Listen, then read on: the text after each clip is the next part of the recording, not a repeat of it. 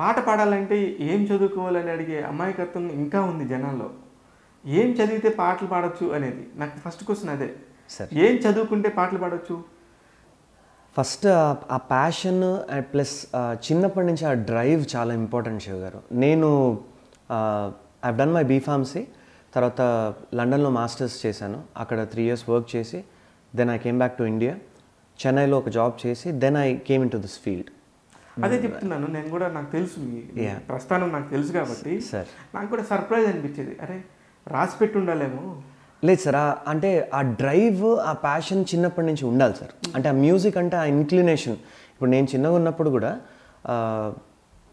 రెహమాన్ గారి మ్యూజిక్ కానీ రాజా గారి మ్యూజిక్ కానీ దట్ యూస్ టు ఫ్యాసినేట్ మీ. ఎక్కువ రెహమాన్ గారు. సో రెహమాన్ గారు ఈజ్ మై ఐడల్. అండ్ ఆయన మ్యూజిక్ వింటున్నప్పటి నుంచి ఒక రకమైన ఇంక్లినేషన్ ఉండేది. సో అది ఉండాలి sir. That is very important. Yeah అదే నేను అంటుంది. ఇప్పుడు డాక్టర్ అవ్వాలంటే ఎంబీబీఎస్ చదవాలి, లాయర్ అవ్వాలంటే లా చదవాలి, బీటెక్ చదివితే ఇంజనీర్ అవుతాం. ఇవన్నీ చాలా సింపుల్ లాజిక్స్. ఒక ప్రొఫెషన్గా సింగర్గా ఎన్నుకోవాలంటే మీరు చిన్నప్పటి నుంచి ఉండాలి అంటున్నారు, అది ఓకే. చిన్నప్పటి నుంచి ఉండి కూడా ఎంతో నాలెడ్జ్ ఉండి ఎక్కడో పరిశ్రమ చేసి ఎవరి దగ్గర శిక్షణ పొంది కూడా సింగర్ అవ్వలేని వాళ్ళు అవును చాలా మంది ఉన్నారు. అవును సార్. ఇంతకంటే బాగుపడేవాళ్ళు. ఐ మీన్ మిమ్మల్ని definitely sir. It is an open fact. మీరు అన్నదానికి ఒక చిన్న అడిషన్ చెప్తాను. సరస్వతీదేవి కటాక్షం ఉండాలి సార్ ఫస్ట్, అన్నిటికంటే ఇంపార్టెంట్. అంటే we should have that blessing of the goddess of music. So ఆ మ్యూజిక్ పర్సెప్షన్ లేకపోతే కష్టం sir. So I feel very fortunate to be a tiny part of the great music family that are Telugu fraternity has produced. ఎంతోమంది ఇప్పుడు ప్రముఖ సింగర్స్గా చెప్పుకునేవాళ్ళు sir కొన్ని సంవత్సరాల పాటు తిరిగారు రోడ్ల మీద. కృష్ణానగర్లో ప్రసాద్ ల్యాబ్లో ఒక చిన్న సంగీత దర్శకుడితో ఇప్పుడు ప్రముఖ ఒక సింగర్గా పేరు పొంది అద్భుతంగా తిరుగుతున్న ఒక ప్రముఖ సింగర్ స్లిప్పర్స్తోని ప్రతిరోజు రోడ్డు మీద తిరుగుతూ ఉండేవాడు. అవును సార్. పేర్లు అవసరం లేదు సార్, ఎందుకంటే అలా అంత కష్టం ఉండేది. అబ్సల్యూట్లీ. కానీ మీరు చదువుకున్న చదువుకి మీరు వచ్చిన ప్రయాణానికి సంబంధమే లేదు. అవును సార్. ఎలా జరిగింది అది కొంచెం? సార్ ఇది యాక్చువల్లీ అనుకోకుండా జరిగిన జర్నీ సార్ ఇది. అంటే భగవంతుడి దయ అండ్ ఇందాక మనం మాట్లాడుకున్నట్టు సరస్వతీదేవి కటాక్షం అని చెప్పుకోవచ్చు. బికాజ్ నేను మాస్టర్స్ చేస్తున్న టైంలో నా మెంటర్, నా గైడ్ మధుర శ్రీధర్ రెడ్డి గారు. సో శ్రీధర్ అన్న ఈజ్ మై మెంటర్. నన్ను తీసుకొచ్చింది శ్రీధర్ అన్న. సో ఇది ఎట్లా జరిగిందంటే, నేను ఇండియాకి వచ్చిన తర్వాత ఒక వీకెండ్ ఒక ఆడిషన్ జరుగుతూ ఉండింది sir. It's my love story అన్న మూవీ, శ్రీధర్ అన్న మూవీకి. సో మీ అందరికీ తెలిసినట్టే చాలా క్లోజ్ ఫ్రెండ్ శ్రీధర్ అన్న. అండ్ శ్రీధర్ అన్న ఆల్వేస్ ఎంకరేజెస్ న్యూ టాలెంట్. అది అంటే చాలా రిస్కీ కదా సార్. ఇప్పుడు ఒక కొత్త వాడిని తీసుకొచ్చి ఒక పెద్ద ప్రాజెక్ట్ ఇవ్వాలంటే it is very risky. So it's my love story auditions అవుతున్నాయి, మ్యూజిక్ ఆడిషన్స్ అవుతున్నాయి సింగర్గా. They were trying new voices. Sridhar అన్న వాళ్ళ బ్రదర్ అశోక్ అన్న మా ఫాదర్ కొలీగ్స్ అన్నమాట వరంగల్లో. So my father was is a retired professor in Kakatiya university. So Ashok అన్న ఒకసారి మా ఇంటికి వచ్చినప్పుడు నేను యూకేకి వెళ్ళే ముందు మా నాన్నగారికి ఒక సీడీలో కొన్ని పాటలు రికార్డ్ చేసి ఇచ్చా. So whenever he wants to listen to my voice అట్లా ఒక గుర్తుంటుందని. సో అశోక్ అన్న వచ్చినప్పుడు ఈ played that CD annoyingly. So వచ్చినప్పుడు డిన్నర్కి వచ్చినప్పుడు ఇట్లా పిల్లలు ఏం చేస్తారో అది మాట్లాడుకుంటారు కదా, అట్లా they happen to listen to my voice. Ashok అన్న happen to listen to my voice.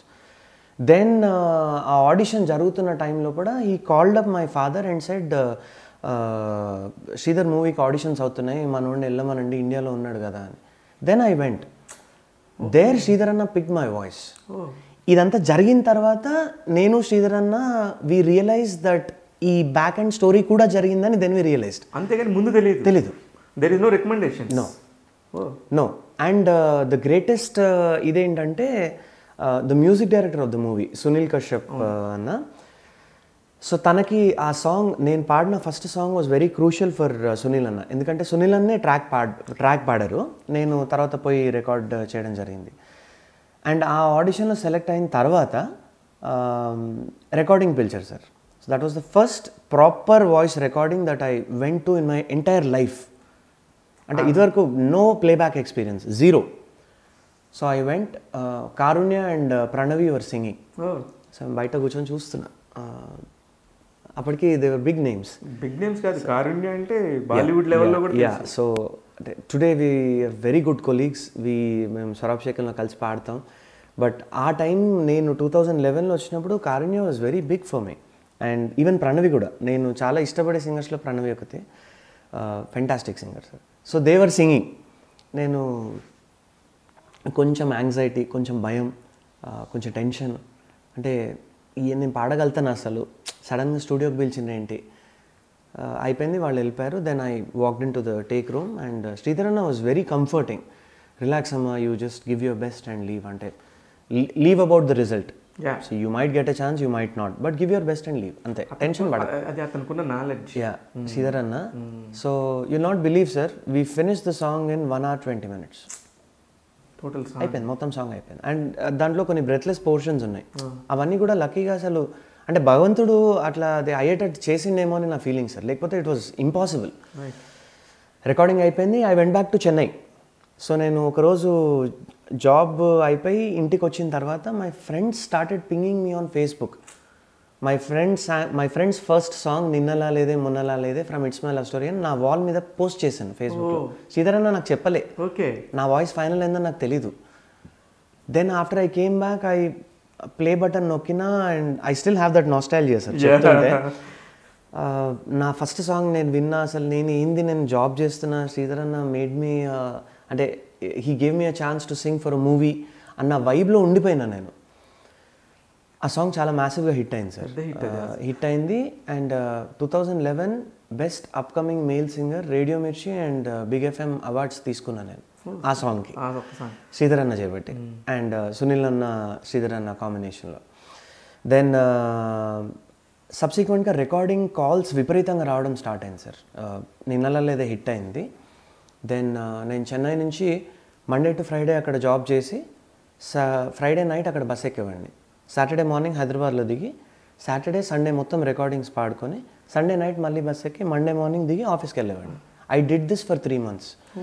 ఫిజికల్గా నేను ఎగ్జాస్ట్ అయిపోయాను sir. I was not able to take it anymore because this a lot of stress. చెప్పడానికి ఈజీగా ఉంటుంది కానీ చాలా కష్టం. 2 రోజుల జర్నీ, ఈ 4 రోజులు పని చేసిన చాలా ఇది. ప్లస్ మళ్ళీ అక్కడ వర్క్ వెళ్ళిపోగానే నిద్ర వచ్చేది, టైర్డ్ అయిపోయి I was not able to focus. నేను ఐ వాజ్ ఇన్ నాది బేసిక్గా ఫార్మసీ కదా sir. So I was into pharmaceutical science, so formulations. So నేను ఆర్కిడ్లో ఉన్నప్పుడు కూడా I was in the junior analytic formulations team అన్నట్టు. So I was into analytics and formulations రెండు. అప్పుడే స్టార్ట్ అయింది ఇండియాలో జాబ్. సో అది అయిపోయిన తర్వాత 1 weekend when I came home, then మా father, I don't think this is working out, you have to choose. ఎందుకంటే మా father being from a very strong academic background, ఆ రోజు వరకు they never encourage me to come into media. Because ఎప్పుడు నాకు ఏం చెప్పేవారంటే, see you have your backup first. ఒకవేళ వర్కౌట్ అవ్వకపోయినా you can go back and work. You'll have a peaceful life, comfortable life. So now you're a post graduate, you have some work experience. I think you can చూస్.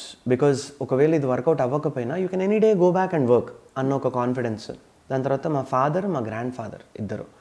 మా grand father is Devulapalli Prabhakar Rao గారు, Genco CMD.